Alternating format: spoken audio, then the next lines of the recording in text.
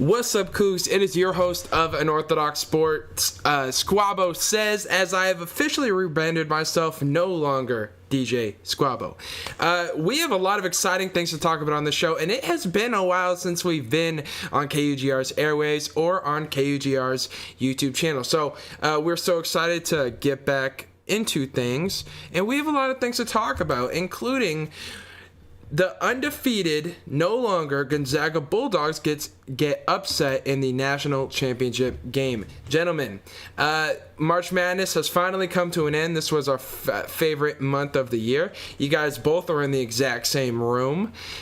Pretty creepy, a little bit. But Aaron looks a little bit more red than typical. Aaron, where are you right now?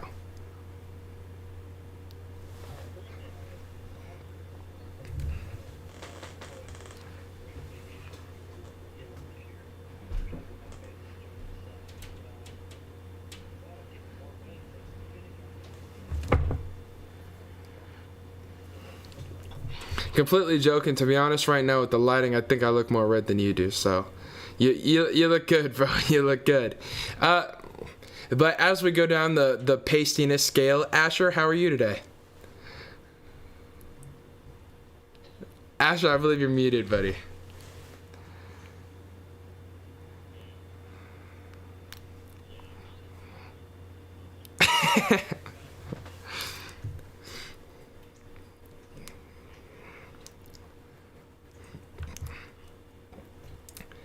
It's all good. Every time Asher gets ready for the show, he's just like, let's crank up the white balance and get this thing rolling. That's all right.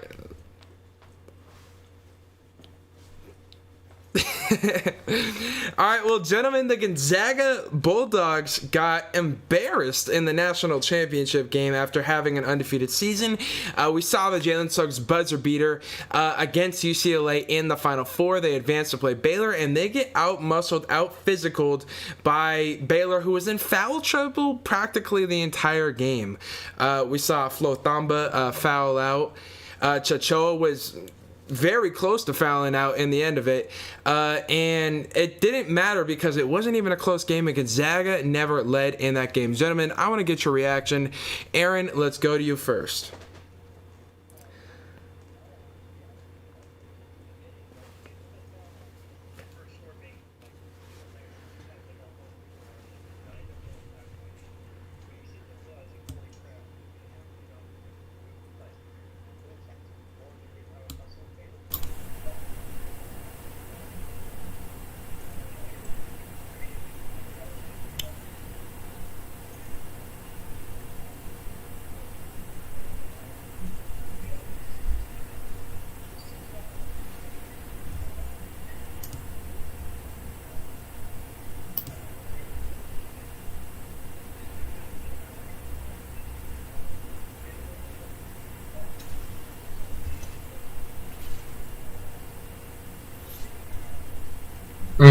No question about it. Asher, let's go to you. What was your reaction?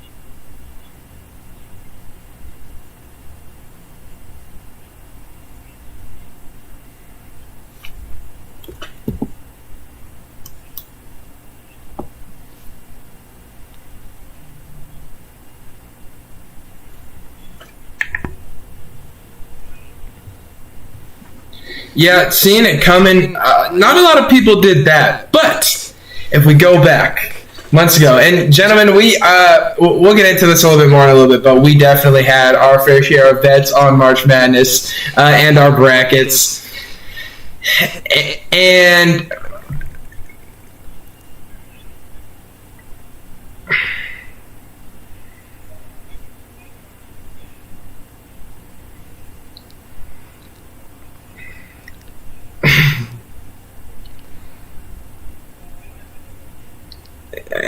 Could you do that for us, Aaron? Squabbo.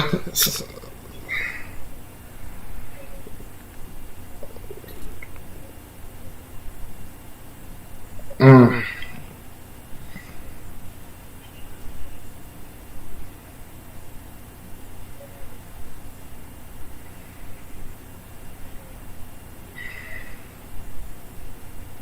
Mm. Mm. Finally get to return the favor. How many brackets did you make again? Like 30? No. There's no way you only made 30. I saw so many on your thing. But no. we can't see it. No, Aaron. I believe you. Regardless, I'm gonna pay up my due. You guys got me on this one.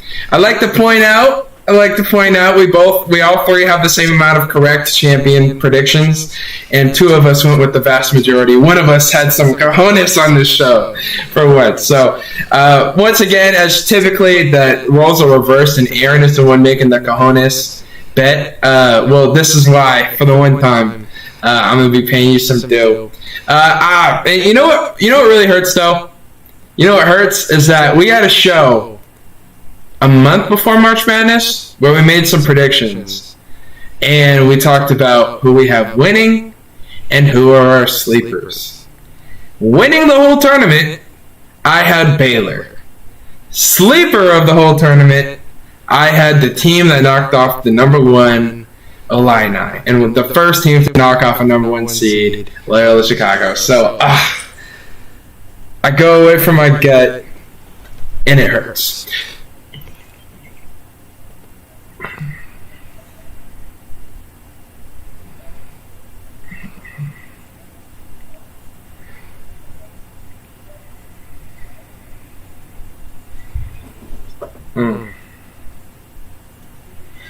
Mm-hmm. I thought EJ Liddell was going to make Drew Timme look like a high school player instead. Oral Roberts knocks him out in the first round. But back to the Gonzaga game. For field goals in the game, Baylor made 5 more. Gonzaga had a better field goal percentage, but they got so entirely outshot, and that's because they got out-rebounded entirely too much. They also got outshot in the three-point range, 43% to 29%, 10-5 for Baylor versus Gonzaga.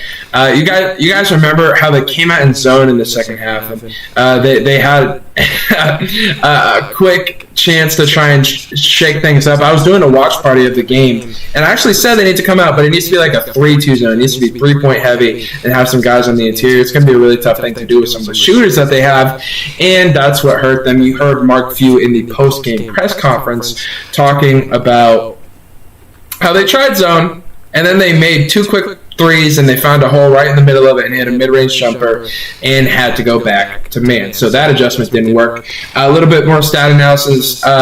Once again, Gonzaga struggled from the free throw line. Rebounds, 38-22, with a 16-5 offensive rebound advantage. Baylor had 1 less offensive rebound than Gonzaga had defensive. That's what kind of game this was. One...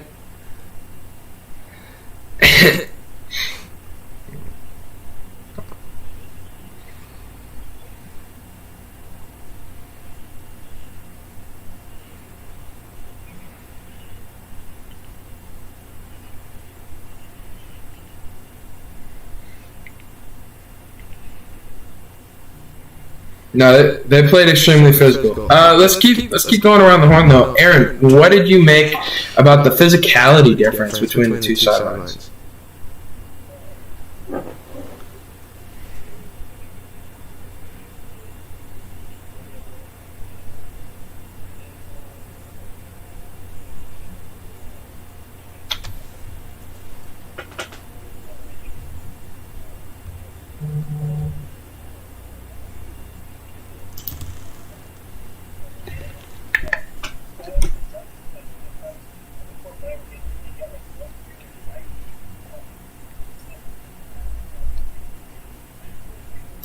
Skill level and physicality than Gonzaga is. Gonzaga is still full of young dudes, a lot of sophomores and juniors, and like even a couple. I think there's a freshman on the starting line. I can't remember off the top of my head who it is, but Corey Kispert is like the one senior that starts for the Zags, and I feel bad for him going out like that. On an undefeated season and goes all the way to the championship and just gets absolutely clobbered by the Baylor Bears, and all those other guys have another chance to do it again, and I just. I feel bad for him, but I think Kispert's still got a chance to go to the NBA, wherever he ends up.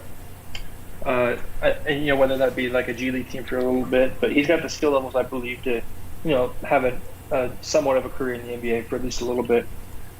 But rebound wise, like Drew Timme, whenever you saw this all season, all tournament long, whenever he was in the post, they would just feed him, and he would just outmaneuver his way to the hoop and score every time, and he would get rebounds. But when you put Drew Timme against Mark Vidal, with 8 offensive rebounds, you can't stop Mark Vidal. And, that dude was an absolute tank in the basket. I wish that Gonzaga played better because it would have been a much more fun game to watch. But I was just sad the whole time because it was just upsetting to see the team that had an undefeated run all year long and just go down like that. It's just kind of upsetting, especially when you had them winning like your bracket too. So. Mm. Asher, what do you have to add?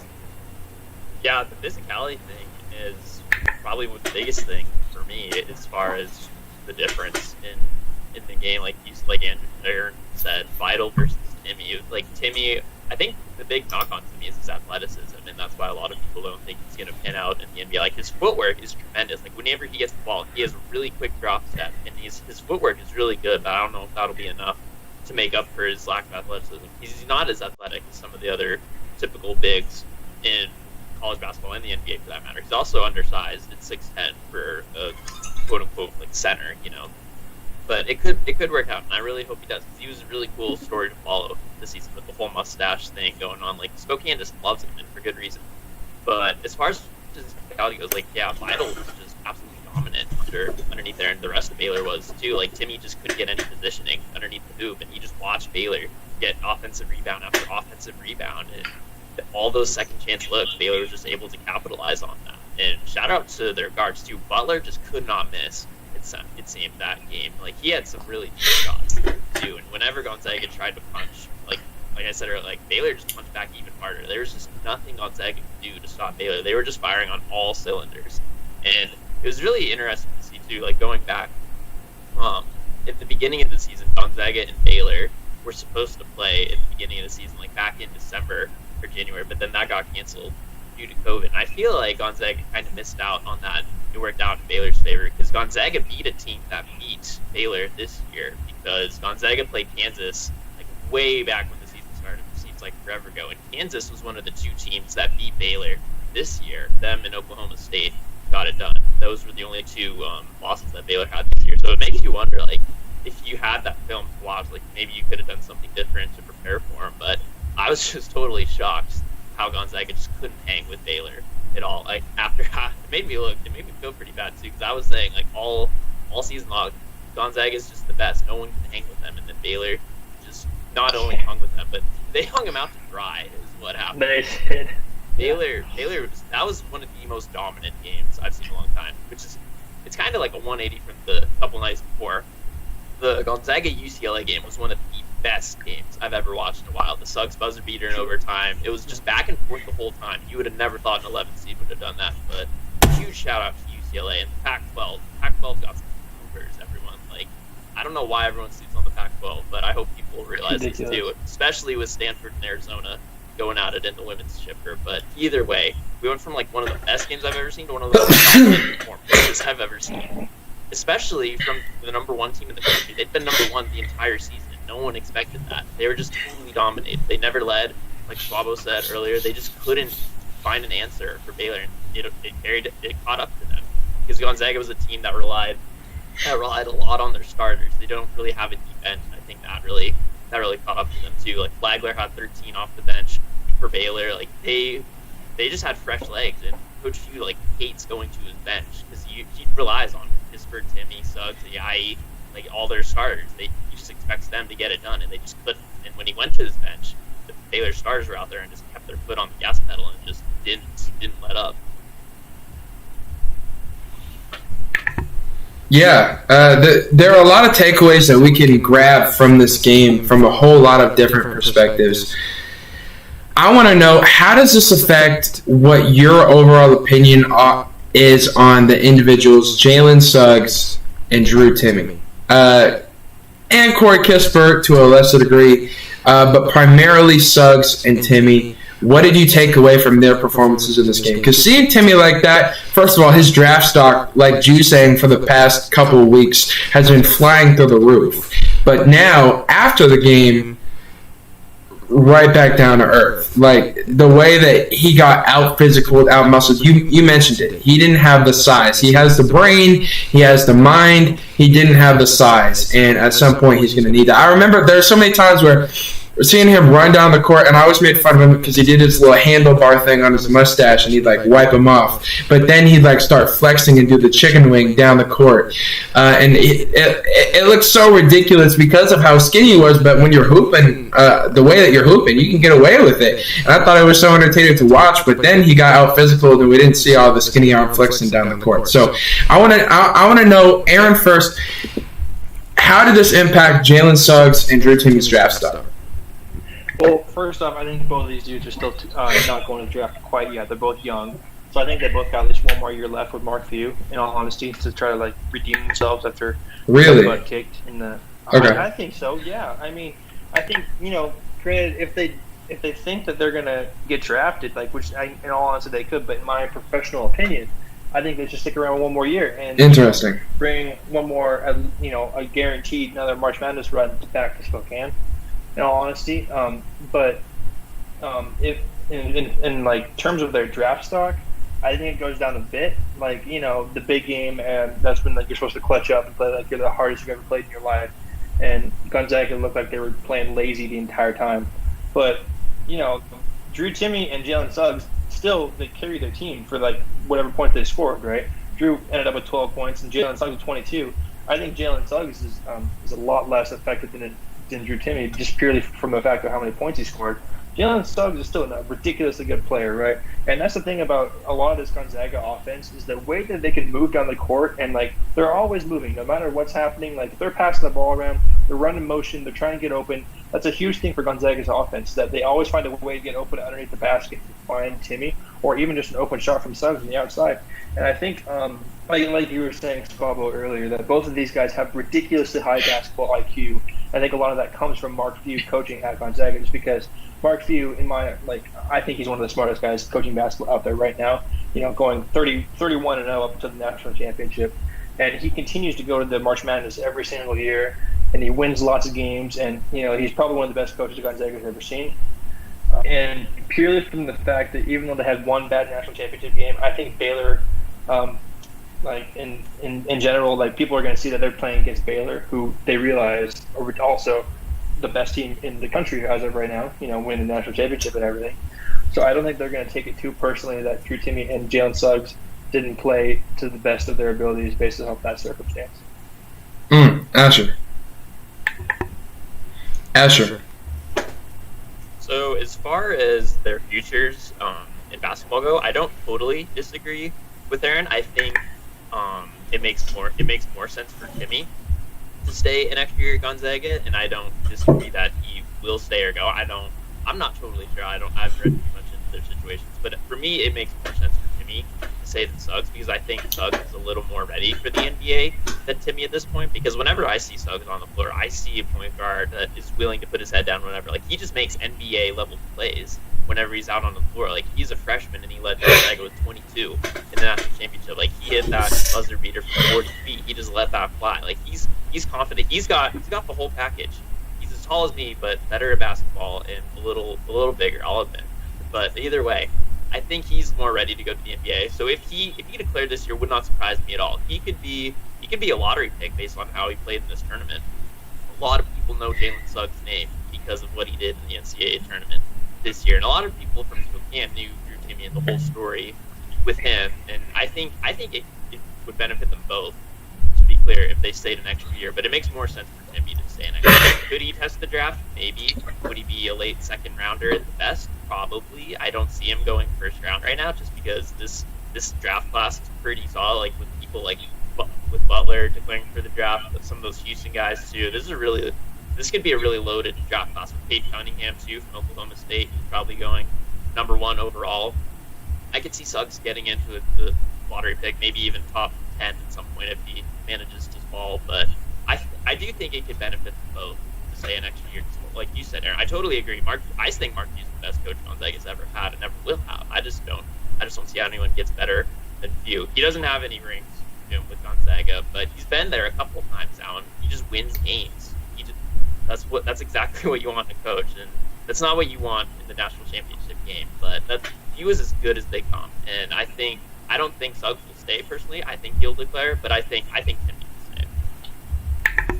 Yeah, no, I agree. It's more likely for Suggs to be a one and done at this point. Timmy's a sophomore; he has a chance to come back or to go. But I could see him coming back as well as develop some size after what happened in the championship game. But he's going to be without 2 of his big 3, and that's going to be a tough thing. Ayayi is a junior as well as Nemhard. So we'll see what happens with some of this roster. We'll see who runs it back, and we'll see what prospects Gonzaga are able to reel in. Hopefully, Mark Few can get a championship under his belt one of these years.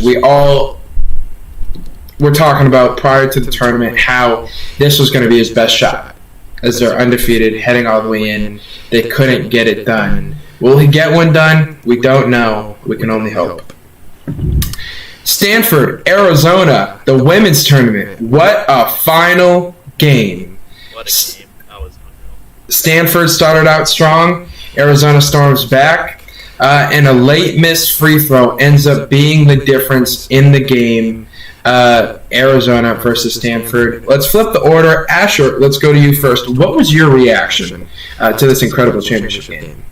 It was a way closer game than I expected it to be. Because Stanford had one of the best scoring margins in the country. Like, when they went through the Pac-12, they just absolutely crushed everyone, including Arizona, the 2 times that they played. Like, when they came to Washington State, they held Charlie's to 8 points in 2 games. So it was like, okay, no one's paying with Stanford. And I thought it was going to be a Stanford-UConn game. I thought it was going to be Vanderveer versus Oriana and Paige Beckers and Williams and that squad. But Arizona just did some incredible stuff. Reese played really well. McDonald, everyone expected her to play really well. Beating UConn by 10. I don't know what was more surprising to me, honestly, the fact that Arizona beat UConn by 10 or the fact that they only lost by 1 to Stanford. Because I had Stanford winning it on the women's side. I just thought they were the deepest team in the country. Brink's just a freshman, but she can do everything. Williams is your hometown senior with all the experience. She can shoot lights out whenever she wants. Paul's a spot up shooter. They just have, and Vanderveer, probably the best coach ever. Who also started her coaching career at Idaho, just miles down the road. For those of you at home who didn't know that, remember your roots. But all the experience at Stanford, I thought was just going to be way more than enough. But Arizona and Coach Barnes put on a heck of a show. And that was a really great game to watch. But Arizona will be back for sure. Because even though McDonald declared for the draft today, they have Sam Thomas returning, who's going to be a really key player for them. And Coach Barnes from the WNIT not too long ago after winning, 6 games the season before. So Arizona is going to be back for sure. But I was really glad to see Vanderveer win another chip. That she totally earned it with the squad that she had, too. And they did that with Eugene Carrington transferring out, too. They could have gone undefeated, I think, if she had stayed. She was really good for them when she was wearing a Cardinal jersey. But I was shocked at the final score. But Arizona really impressed me a lot. I'm looking forward to see what they have next year. Aaron.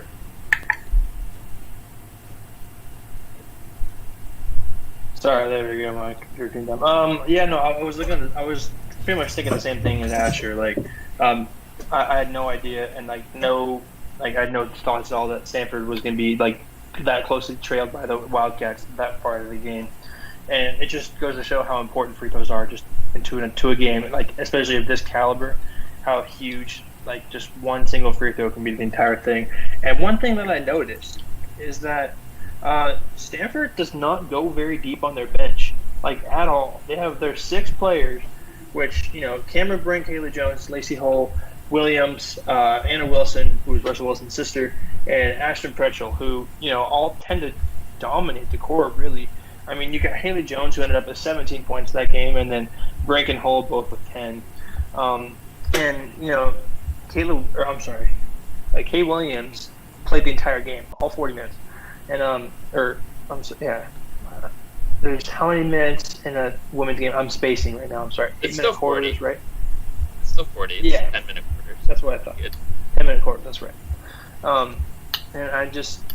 And then they have they have 5 people on their bench, with Arizona, who has 3 on their bench. By the way, they have a lot less depth than the Cardinals do, which forces them to go down to play their bench players a little bit more frequently, because they had Pellington with 15 points, who's on the bench for the Wildcats. But at the same time, it's just free throws. I preach about that all the time, no matter men's or women's sports. Free throws in basketball are so important, and they just prove my point here.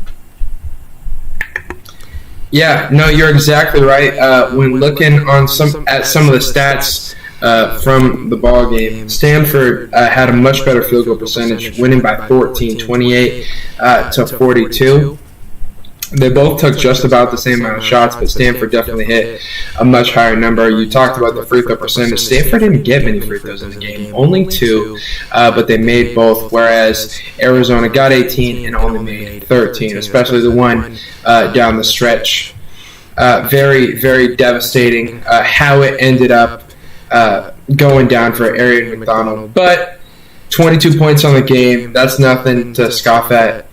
Neither Shayna Pellington with 15. So, lots of stuff to hold their head high about. Lots of stuff to look forward to moving forward. Not the outcome that they wanted. Kind of similar to Gonzaga, but they weren't the favorite in this game, and they should be really happy to be here. I, too, was expecting a Stanford versus UConn championship. I picked UConn in my whole bracket to upset Stanford, so I was wrong about that. But I was still more unconventional than you guys for not just picking Stanford and Gonzaga and everything.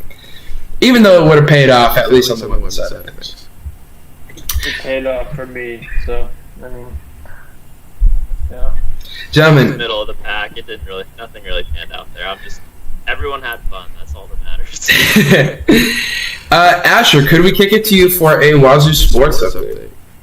Yeah, so volleyball's going dancing for the 5th straight year. They're going to Omaha. Hopefully I am too. I emailed RSID. Hopefully I can go. We'll see. It'd be cool to get one more trip in before I graduate here in a month, which is kind of crazy to think about. My cap and gown are in the mail, and it doesn't feel real.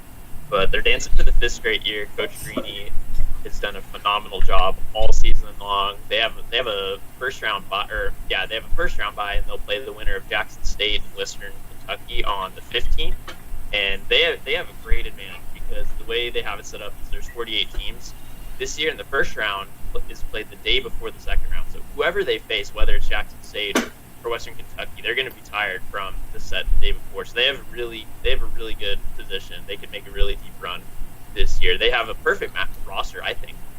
On paper, their freshmen are super talented. Dalton's a really great hitter. They have one of the best setters in the country in Hugas. We've probably said that a million times, but it's still true. And they have some veteran leadership, and the coaching staff is just as good as it comes. So I think they're in a really good spot. And as far as WSU sports goes, not a whole lot else going on, but baseball was able to break a 6-game losing streak. It was looking rough. They got swept by Arizona. They got clobbered by Stanford in a couple games, but they managed to sneak a win out in extra innings. It was a walk-off hit by pitch, I think.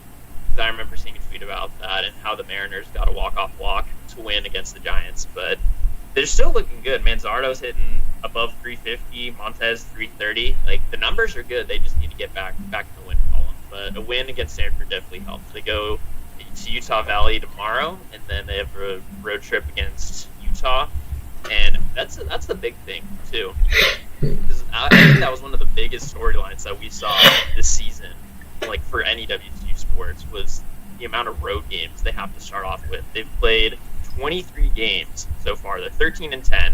They're only 2-7 in conference, but they've played 17 of those 23 games on the road. They've only had 6 home games, and it was totally messed up too because they had a home game moved with Seattle because of COVID issues.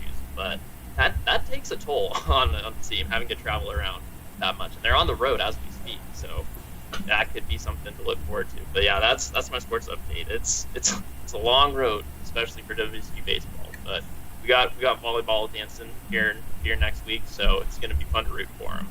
I'm excited. Aaron, do you have anything to add? Not a whole lot, honestly, but I'm really stoked to see. I got a lot of faith in our Cougar volleyball team right now, just because of I got to watch them play probably 3 or 4 times this season, and they just dominate every game they play, and I'm really stoked to hopefully see them go as far as they can up to the April Madness, I guess we'll call it, for volleyball. And So, Aaron, do you want to update us on the Mariners at all? just that they're having somewhat of a strong start to the season right now. They won their opening day. Was a great game. They walked off base hit in the 10th inning, which is great. Marco Gonzalez got his first win of the season, which is awesome. He deserved to start after being here a couple of years, and he's been a veteran and a starter for us. And then James Paxton absolutely did a great game the next day. We won our opening series, which is awesome. And then I'm just really interested to see how the season goes forward, because we got a couple guys that are in the farm system right now, as in Kellenick and Rodriguez, who are not playing for us yet, but I hope to see later on. Kellenick, who's an outfielder, supposedly is supposed to be coming in later on this year, and so he's an absolute stud. He was a top 5, I think he was number 5 prospect, out of the top 100 or something like that. And so hopefully to see him play, get some time in with the Mariners and starting this year. Maybe Mariners see their first playoff in 20 years. You never know, but that's the goal. But otherwise, go Mariners. Decent start of the season so far. Go Mariners. Hey, they got their opening series win, and that's what Mariners fans should be happy about. I feel like with Kellenick, if the hype is real and he's as good as he was ranked, 'cause I think he was in top 5. I think he was number 3 or 4. Mm-hmm. If he's really the number 3 prospect, I feel like he's going to be in Seattle pretty soon. Because I feel like if he dominates Farm League, Mariners would be like, okay, we're calling you up. We don't need to be here. So I feel like Kellenick will play a good amount in Seattle. I think so too. And it's really strange to see the Athletics. The AL West structure is as follows. Normally, as of last year, the Rangers were in last place, with 4th place being the Angels, and then it would go. I'm sorry, it was the Rangers in last. It was then the Mariners in 4th. The Angels were in 3rd, and then the Athletics were in 1st with the Astros in 2nd. But the Astros starting off with 5-1, and the Athletics have not won a single game so far. They're 0-5, which is a little strange to me, because normally they're in an automatic playoff game, so they always win the AL West. But we'll see how that goes for them. I'm sure it's just a slump to start off the season. Before we move out of the AL West, I just want to mention that bomb from Otani the other day. Oh my gosh.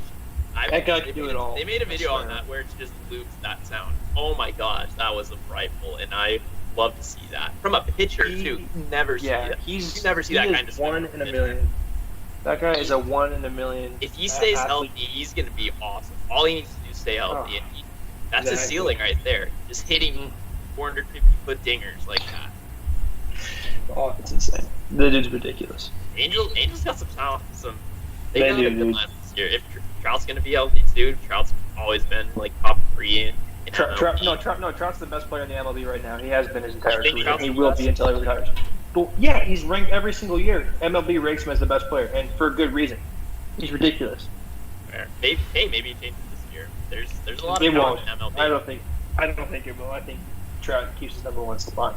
I'm not trying to diss on Trout, because Trout's, again, 1 in a million, once in a lifetime talent. But there's a lot of young talent coming up in the MLB, like Tatis last year, and Trevor Story, his rookie year with the Rockies, when he just totally took everyone by storm. Everyone was talking about him his rookie year. So there's a lot of young guys in the league. I think I'm really excited for this. Oh yeah, no, me too. And it was awesome to see Kyle Lewis, who was on the Mariners. He got AL Rookie of the Year. Yep. Fantastic. We had 2 Golden Gloves and then a Rookie of the Year on the merits. It was fantastic because all of our guys it was our first baseman got the Gold Glove, and then one of our outfielders who I'm blanking on right now. I don't know his name, but yeah, that's a lot to build off of too, especially with getting guys like Hellenic and Trammell coming in and I like Trammell, so I think they're gonna be. I think Trammell is an absolute stud. Yeah. Hey, I'm rooting for them. They got my. I got hope. 2021 is the year that is the playoffs. Man, 20 years later, you guys remember the opening night win? How about that comeback? I remember. That was incredible. Watching the game. It was like a 5-run inning in like the 7th inning or something like that. It was ridiculous. They were down like 7-2 or 8-2 in the 8th inning, and then they just stormed back and win an extra. That was fun to watch. It was. Awesome. I enjoyed it because one of the gentlemen on my other show, Dylan Brewski, is a Giants fan, and we both have understood the pains of a weak bullpen as of late, and he's the one that felt it in that game. So that was awesome. That felt really good. Just sticking it to the man. Speaking of sticking it to the man, what is San Francisco going to do now that they traded up to the number 3 pick in the draft? Who are they going to draft at the quarterback position? The reason I brought up sticking it to the man is because Kyle Shanahan and John Lynch might disagree right now. Kyle Shanahan, the head coach, John Lynch, the GM. What quarterback fits their system the most? Kyle Shanahan likes that Kirk Cousins mold, that Mac Jones pocket passer, whereas John Lynch most likely wants the more athletic guys, the Trey Lances or the Justin Fields. Gentlemen, I want your opinion. Who should San Francisco draft at number 3? Aaron. In all honesty, I'm going to get hate for this. I don't think Mac Jones deserves to be a starter in the NFL right now. Granted, he played for Alabama, but he's got so many tools at Alabama that makes him look better than he really is, I feel like. And I just feel like you have such a better opportunity with Trey Lance or with Justin Fields. Justin Fields, supposedly right now, I'm looking like a draft prediction.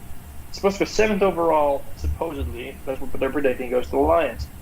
I don't know why you pass up on an opportunity. Did you see that bomb he threw at his pro day on the Ohio State practice field or whatever? The few bombs that he threw were absolute dimes. I don't understand why you pass up on talent like Justin Fields, if I'm being completely honest with you.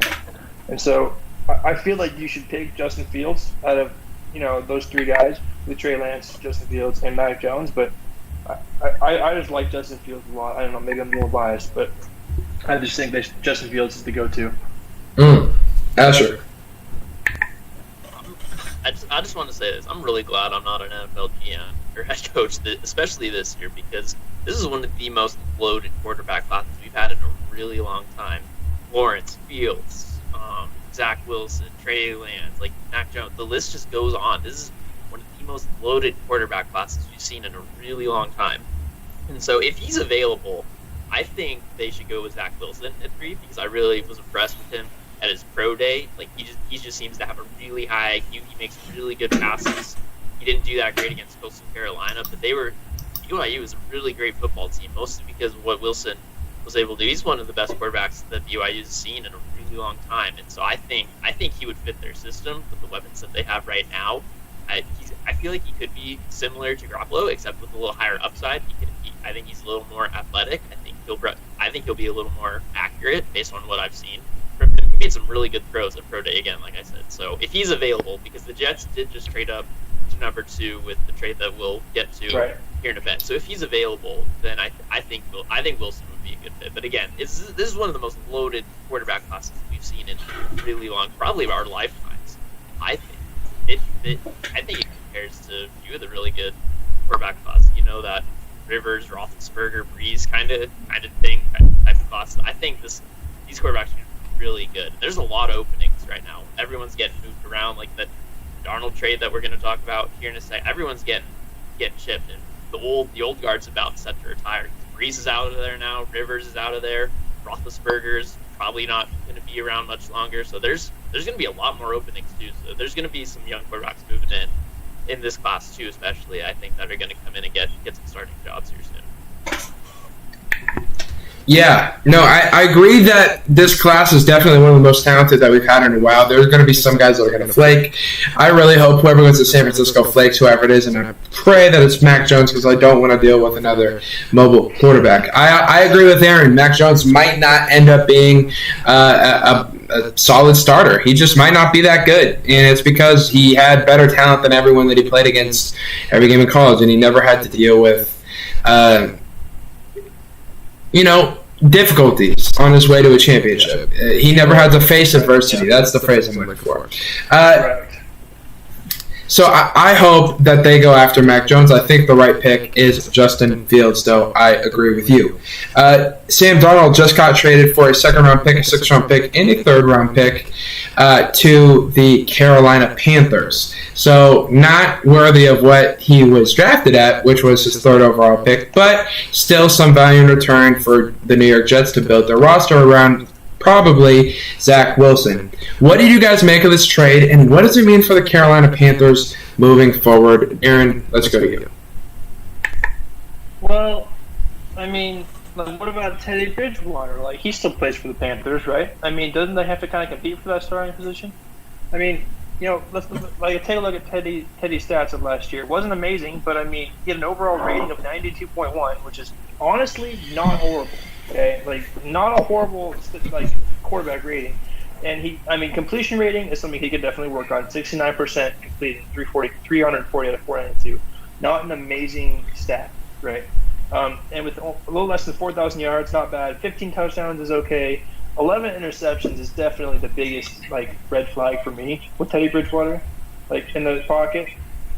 But I mean, I think Sam Darnold definitely, I think the Panthers have a lot more tools than the Jets did for him to be successful. And so I think, you have some quote-unquote tryouts at practices, and over the preseason you start on both and see who you like more. And I think Sam Darnold's got a shot, but I think as of right now, I think the Panthers should probably stick with Teddy Bridgewater. Really? Interesting. Asher.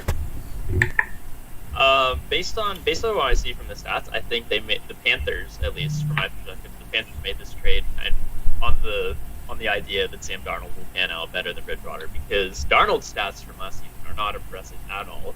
A 73 pass rating, 9 touchdowns, 11 interceptions, same as Bridgewater, 2,200 passing yards, completion percentage under 60%. And yes, he was sick and didn't play the whole season, but when he was out there, he did not do very good. And compared to the season before, 62% completion, 3,000 yards, 19 touchdowns to 13 interceptions, and 84 pass rating. So he definitely had a decline last season. So I think Carolina is assuming that Darnold has better upside than Teddy Bridgewater. So I think if you're the Panthers, you've already made the trade. You need to move on from Bridgewater and clear out that cap and get that money to other guys who you believe in, because based on the stats, I don't know why they made the trade for Darnold. Bridgewater played better than Darnold did stats-wise last season, but they have more faith in Darnold, right? That's why they made this trade, even though he performed statistically worse in just about every category there is for quarterbacks. So I think they should move Bridgewater if I'm them, or at least restructure his contract so he's getting paid a little less every year. So Bridgewater is definitely a really good backup. We saw what he did with New Orleans when Brees was hurt. He's been a great backup for sure, but as far as starter goes, they believe in Darnold. That's why they made the trade. That's why they gave up 3 picks for him, the number 3 overall pick. So he definitely has more potential in Carolina, because the Jets have been the bottom of the league for a really long time, and they just don't have the weapons that the rest of the league does. And I'm not saying the Panthers do either, but I think the Panthers have more upside as far as the roster goes and as far as the coaching goes. I think he'll be a good fit with Rule. I really like what he did with Baylor. What he ran with Baylor kind of seems similar to what Darnold likes to do. Darnold is fairly mobile for a 6'3" guy. I mean, Eric, you said he's one of your favorite guys at USC. He torched guys, not only with his arm, but with his feet too. Like he's got the talent. He just needs the weapons around him. Like you said with Mac Jones, it's kind of like a 180. If you Mac Jones is better than he seems because of the talent he has. Darnold is worse than he seems because of the lack of talent in New York, right? So, I mean, I could be totally wrong about that, but I think Darnold's going to shine in Carolina. I'm excited for him. Yeah, no, I don't think you trade for him and give up all that capital if you're not going to start him. I think Teddy Bridgewater might be a bridge quarterback for like a game, if that. But I think they try and sling him before the draft. I think they try and sling him after the draft. I think they try and sling him ASAP because they're paying him a lot of money and they're paying him a lot of money to not have a big impact on their team. They just traded for Sam Darnold. This is the last year before he needs to get paid. So at least before next year, Teddy Bridgewater is gone, in my opinion. If not, Darnold as well, if things don't go well. What does this mean for them within their division? Not exactly sure. I think they're still bottom feeders with, obviously, New Orleans, Tampa Bay, and Atlanta also in that division. We'll see what Atlanta does with the 4th overall pick. Do they go quarterback? Do they try and replace Matt Ryan already? Or do they help out, bolster up their defense, offense? Or do they trade back to like a Denver at 9 and go after the best player available while also building up some more of that roster and supporting Matt Ryan, who I believe will soon be 36. So lots of question marks in the top end of the draft. And that is why, gentlemen, we shall now do our NFL mock draft part 3? 2 or 3? 37. It's definitely a part 3. It's definitely a part 3, I think. Part 3. All right. Well, let's go around the horn. First pick, we all have Trevor Lawrence, right? Yeah. Second pick, anyone have anyone different than Wilson? I got Wilson too. Okay. Third pick, Asher. Who drafts at 3? Is it the Bengals? San Francisco. It's the Niners. We talked about this. Yeah, I think so. Assuming Wilson goes 2, I think San Francisco would draft Justin Fields. All right, and then Aaron and I both agree with that. Number 4. Who do you guys have Atlanta drafting? Aaron, let's go to you. I got Trey Lance going to the Falcons. Just like you said, I think it's time to start easing somebody else into Matt Ryan's position. Matty Ice has been there for a long time, but I think his time has almost come. He went 4-12 last year, with a couple of games that he really choked, and so I think the safest bet is to go with Trey Lance, who had a great pro showing and a great combine, and is for sure a top 10 pick. I think you might as well pick up a great quarterback that has proven himself. Now, there's a lot of talent still on the board, obviously. A lot of positions haven't been – all but one position have not been drafted yet. So there's the best player on your board at every position other than quarterback. And you think the 4th quarterback here is more valuable than all those others. It's also interesting because what if a team were to trade up? Would Denver be willing to trade up and go after a Trey Lance who didn't play this past year? Would they be willing to go up and trade for a trade – to go get a Trey Lance and give up a whole bunch of capital in doing so, rather than waiting it out, getting the best player available and trying to repair the quarterback position next year when you could get one of the top 3? Very, very interesting proposition. Asher, let's go to you. Who do you have going for?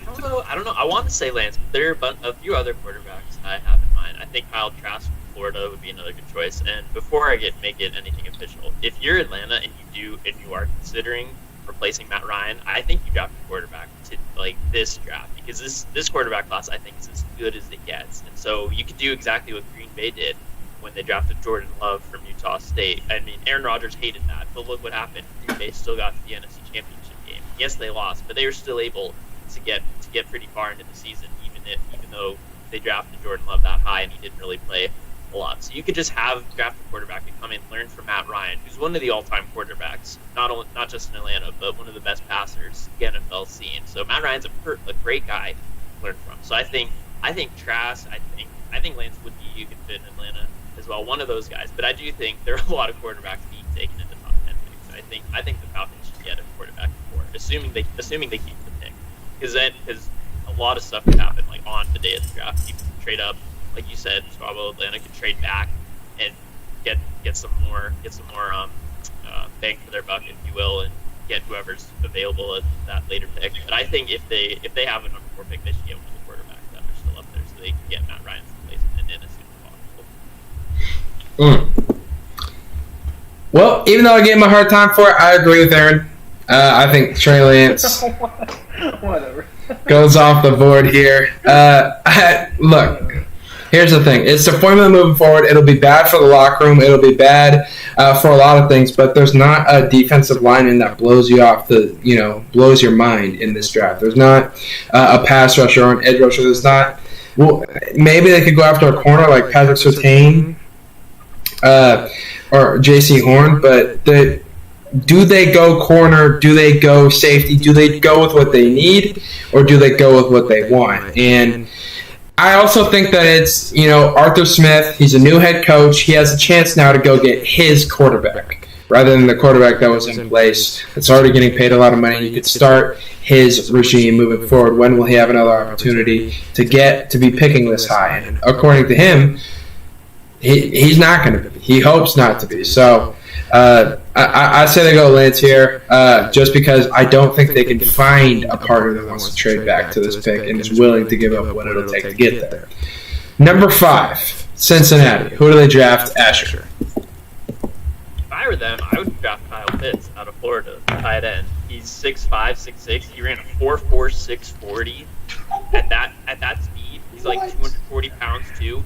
He is insanely fast, and he has some of the best hands I've ever seen from a tight end. Guess how many red zone drops he had in his career in Florida? 4. 0. He had none. Absolutely none. He is a red zone threat. One of the best in this entire draft. Like, he compares to Devontae Smith. Like, the upside for this guy is just absolutely insane. And the Bengals already have a decent line. They have their quarterback of the future in Joe Burrow, assuming he gets healthy. If Burrow has a guy like Kyle Pitts to throw to, Bengals can make a run. Bengals can make a run for the North because Pittsburgh's declining. Baltimore's all over the place, and Cleveland is I don't. They're the Browns. That's just my. I think they go for Kyle Pitts. They have all the offense they need except tight end. They don't really have any good tight ends right there compared to the rest of the league. I think Kyle Pitts would be a really good fit, and Kyle Pitts would thrive getting thrown balls from a guy like Joe Burrow. Aaron. Well, I also have Kyle Pitts. That's for the exact same reasons. I didn't know all those stats about him, but that makes me want the Bengals even. Like, I think the Bengals need even more at that point. It just makes that much more sense now that you know. It really does. Like at this point, you're looking at a relationship that could be, close to the Drew Brees, Jimmy Graham, or even if this is a very huge if, Tom Brady Gronk relationship, right, between tight end and quarterback. Like, that's the potential I see in this, based off of what you just told me. And so I think the Bengals have. Yeah. Like I said, the big if, because those are some big shoes to fill with that relationship. That's one of the biggest ifs of this entire job. But like, if they can make that work, there's some potential. Exactly. You want to put some dew on it? Okay. Well, what's Pitt set an alarm for 14 years down the line. Pitts and Burrow never become Brady Gronk. Okay. Yeah. No, I'll put a case to do on that for sure. Yeah. All right. But all right, so my 5th overall pick, I look somewhere else than you guys. I think Kyle Pitts is a great option. He'd really obviously help Joe Burrow quite a bit. My problem with Kyle Pitts isn't Kyle Pitts' fault. It's that it's not as much what I think Cincinnati needs, and what Cincinnati needs is to protect the quarterback that they just drafted, and he wasn't able to stay healthy last year, and that's frightening to me. We saw what happened to Andrew Luck. We've seen quarterbacks get beat up and not continue playing football because of it, or have to go through things because of it that aren't right to them. And I think that the move right here is to protect your fresh young quarterback and go after a Penei Sewell. Bring him in, even though you have Jonah Williams. Whichever one plays right tackle, whichever one plays left tackle, I don't care. This is a great way to protect your young quarterback, and I think that is the move at 5. Number 6, Miami has traded up after trading down. Asher, who do they take? I say go after more weapons and get to some more guys. Devontae Smith, they already played together at Alabama. Devontae Smith's a Heisman winner for good reason. He's just super athletic. He's got great hands. He already has chemistry with Tua, so I think they need to load up on offense right now because they just don't line up. I think they have a decent line. I don't know. I don't know if Tua's their guy either, because there's been a lot of rumors flying around too with Miami making those trades. It's like, oh, do they really believe in Tua? But as far as I'm concerned, like right now, assuming Tua's their guy, I think they should get Devontae Smith. Aaron. I think Asher's got a camera in my room or something, because I also have Devontae as my number 6 pick. If for literally the exact same reason, he's got prior experience with Tua. He's a Heisman winner, and he doesn't drop balls. And so I'm just saying, like, that's kind of options. The Dolphins need all the help they can get right now, and giving Tua a weapon that he's worked with before makes it more of a threat for the Dolphins to hopefully for them make a playoff run. Maybe. What would that? Oh, sorry. I was just gonna say. I think on defense they already have it set. They had one of the best defenses last year. Like Xavier Howard was, I think, didn't he? I'm pretty sure he led the league in interceptions. He did. Correct me if I'm wrong. He was at least top 3 if he didn't lead. But He had 11. They have defensive weapons right now. Their offense is kind of not up to snuff, and I think Devontae Smith would help that out a lot. Yeah, no. Think about what message that sends to NBA scouts, though.